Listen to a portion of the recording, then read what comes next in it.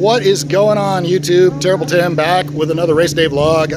As you can see behind me, we are here at South Sound Speedway for the championship night.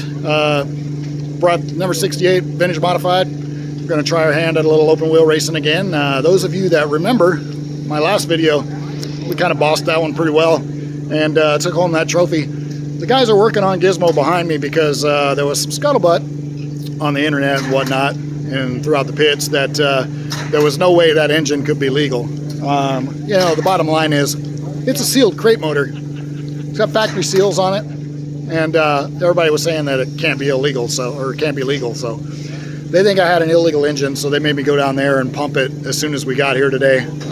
Hey, lo and behold, it pumped legal. Imagine that. So we are running with a legal engine. You know, the bottom line is this car's been fast since the day we built it, and you know, the very first race we brought it here, we made the trophy dash, and I screwed up and lost that one on the final turn on the final lap. Missed it by about a half a car length. So this car has been fast the entire time that we've had it. But, you know, we were racing on an engine that originally was Chad Hinkle's. And, you know, it come out of Chad Hinkle's car. I don't know, when did Chad die? 2018? Something like that? I don't know, it was a while ago. Let's say Chad put a couple seasons on that engine, and then he sold it to somebody else. It ended up in Jeff Knight's car up at Evergreen Speedway, ran a couple seasons up there in the late model division at Evergreen. And then I bought it from Jeff, put it in this car. We ran it for probably the equivalent of 2 seasons. So it had at least 6 seasons on it. And, you know, it was tired. I was lucky enough this year that I had a good sponsor, and they helped me out, gave me a brand new fresh crate motor. So that's the only difference in this car, is that we put a fresh bullet in it. And all of a sudden everybody thought we were illegal because the thing was so fast. And, you know, honestly, it wasn't that fast. I got out front, and then the guy in second place held everybody up and made it look like I was that fast. But, you know, the second half of that race, you go back and watch that video, and I did not run away with it all that bad because the rest of the guys got around that guy that was in second place too, and there's a couple of them that were about as fast as me. So I had the benefit of a slower car holding everybody up. That's all they had. It's not like the thing was illegal. They pumped it today. Lo and behold, it's legal. So we're going to try to get this thing back together. I'm a little bit frustrated because, you know, if we end up with an oil leak where they pulled the valve cover off, you know, it's kind of setting me up for failure because they'll black flag me in the main event and say I have an oil leak, but it's an oil leak that they caused. So I'm not too happy about that. I would have been willing to pump it at the end of the night. I don't know why you need to pump a crate motor anyway. That's just dumb in my book. But this is championship night, and traditionally here at South Sound, they start championship night by points. So no matter how well I do in qualifying, I'm going to have to start dead last. We got 10 cars here today. I'm going to have to start 10th. I just know it.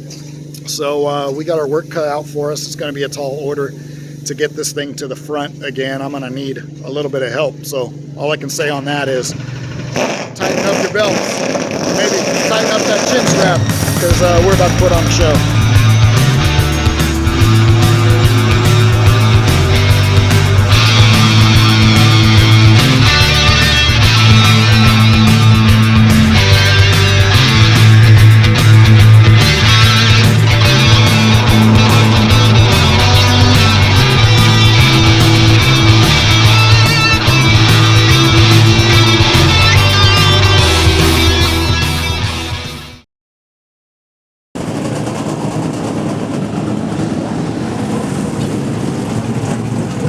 So once again, no spotter audio for this one.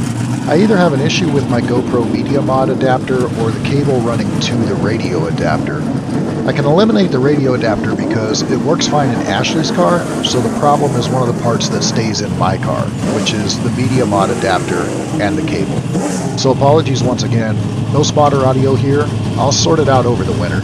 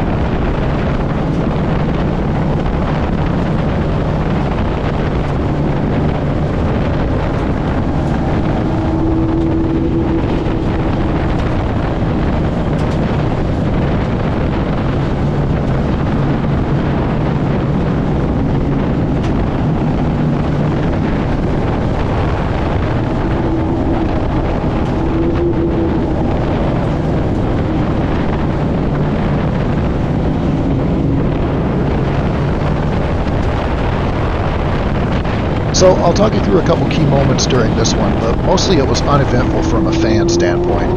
We're rolling off 6th after lining up 8th out of 10 cars. The 27 car chose to drop to the back for some reason, and we were really hoping they would reline us and crisscross, moving everyone up one spot, which would have put us on the inside row. But apparently they don't do that here, or at least they don't if it would benefit me. We knew the car on the outside front row would be slow to get off, and sure enough he was. So we got bottled up pretty hard there, as you'll see here in a bit.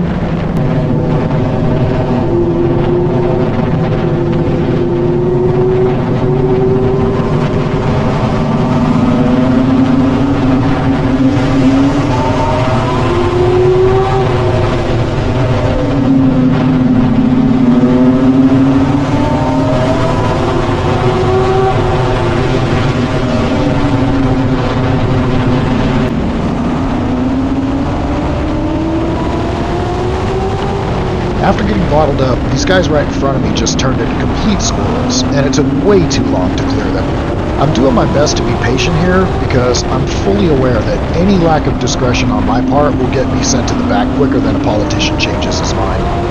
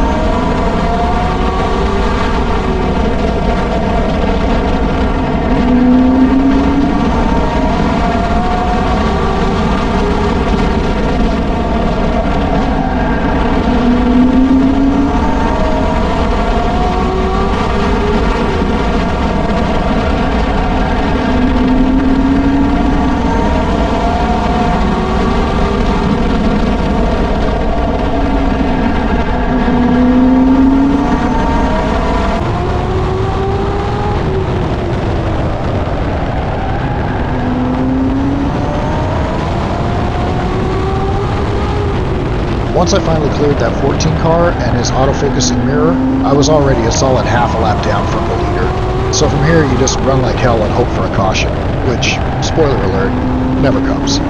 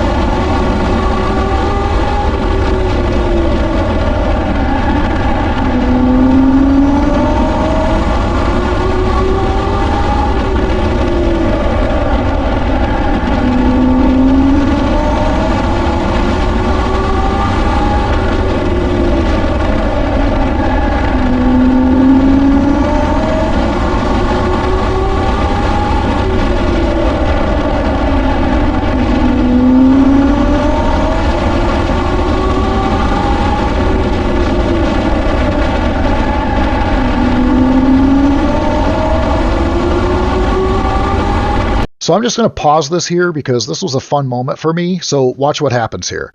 I'm catching the 5 car rather quickly, and you're going to see me set it into turn 1 on his outside, clearly up to his door, and he just goes full squirrel and runs me almost 2 full grooves up the track. I've got my spotter telling me slow car up high, and I'm seeing him out there, so at this point I'm thinking, okay fucker, if that's how it's going to be, we're going 3 wide here, and you're either going to back down or we're all going around because I'm not getting out of it here.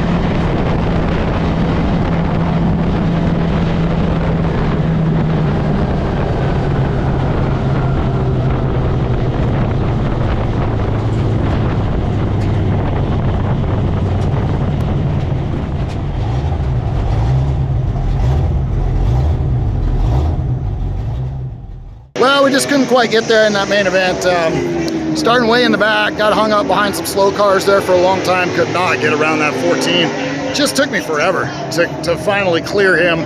And then by the time I got around those guys, I was so far back, I think I was about a half a lap behind the leader. Just kind of ran out of laps. You know, sometimes these things go flag to flag, and when you don't want them to, that's when they do. And we just ran out of time, so we'll take a top 3. that's a podium finish. That's not bad. I'm pretty happy with that after starting so deep in the field. But man, I wish I could have cleared those guys a whole lot sooner. Somebody started dumping oil, and man, it was just getting so slick out there. Man, I was busier than a cat covering up shit. It was crazy. So we'll take her home. We'll take our podium finish, and we'll move on to the next one. Be sure to tune in for Ashley's last race at Evergreen Speedway next week. And you know, if you guys enjoyed this video, hit that subscribe button, give it a thumbs up, and share it with all your friends. We'll see you guys in the next one. Thanks a lot.